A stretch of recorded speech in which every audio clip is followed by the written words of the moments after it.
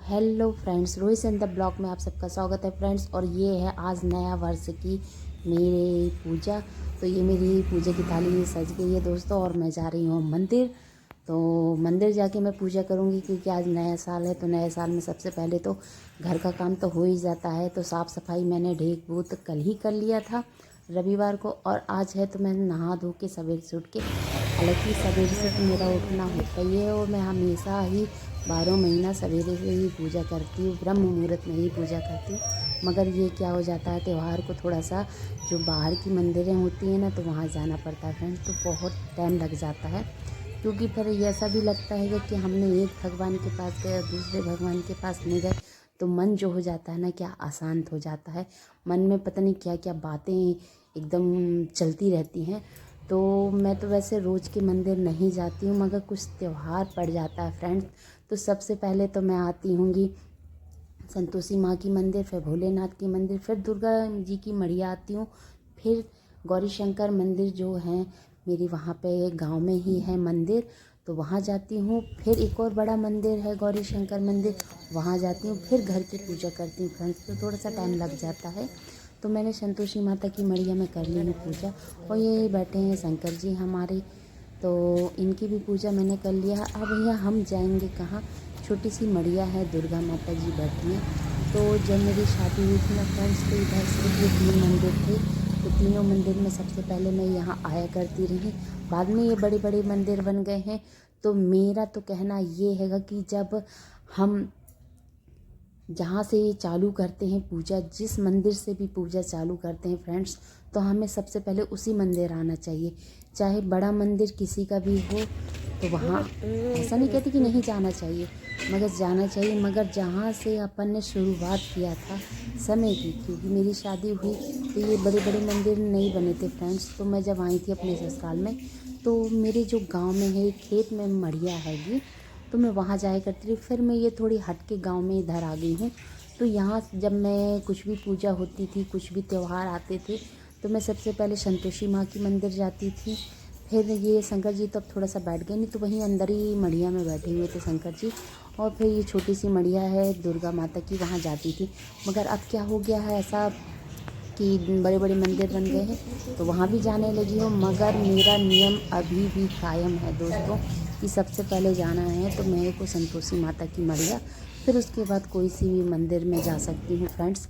तो आप देख सकते हैं मैंने मंदिरों की पूजा कर ली हूँ, और ये आ गई। ये मंदिर अभी नया ही नया बना हैगा, ज़्यादा नया भी नहीं है, क्योंकि मेरी शादी के जब मेरा बेटा, जब ये मंदिर का उद्घाटन हुआ था 26 जनवरी के दिन हुआ था उद्घाटन, और मेरा बेटा का समय, मेरे पेट में बच्चा था, तो मेरा प्रिंस था जब ये मंदिर की स्थापना हुई थी घर पर दोस्तों।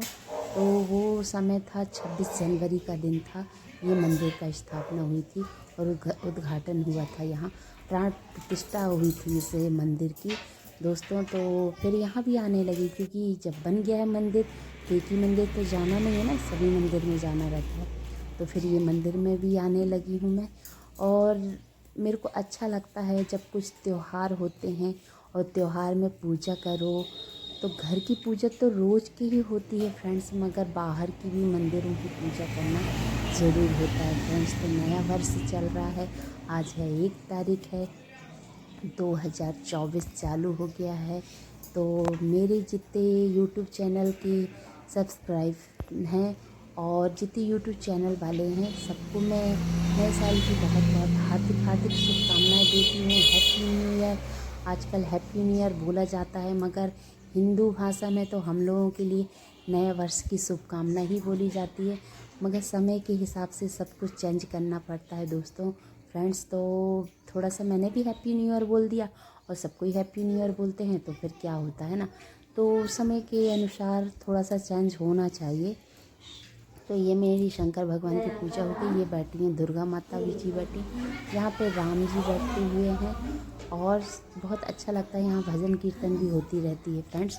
तो कभी भजन कीर्तन होगी तो मैं उसकी वीडियो देखूँगी। ये देखो चाची जी ने, भोलेनाथ को मैंने चंदन लगाया था, चाची ने मस्त सजा दिया था, बहुत अच्छा लग रहा था देख के। क्योंकि मेरे को लगा कि मैं कुछ लगा रही हूँ और मैं पूरा करूँगी तो उनको भी, क्योंकि उनने बहुत अच्छे से शंकर जी को नहलाया था, तो मैंने सिर्फ चंदन लगाया तो माला चढ़ाया था। मैंने कि हो गया, चाची भी अच्छे से अपना श्रृंगार कर दे भोलेनाथ को।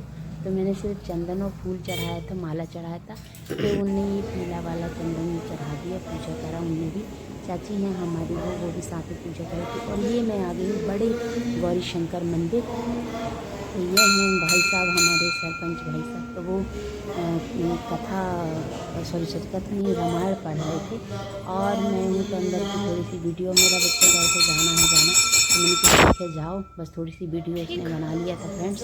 तो बहुत टाइम लग जाता है और घर में बात भी थोड़ा बहुत कर जाती कि जब से तुम्हारी पूजा ही हो रही है। और फिर मैं आ गई अपने घर में, तो लड्डू गोपाल को बिठाल के लड्डू गोपाल की पूजा करूँगी फ्रेंड्स।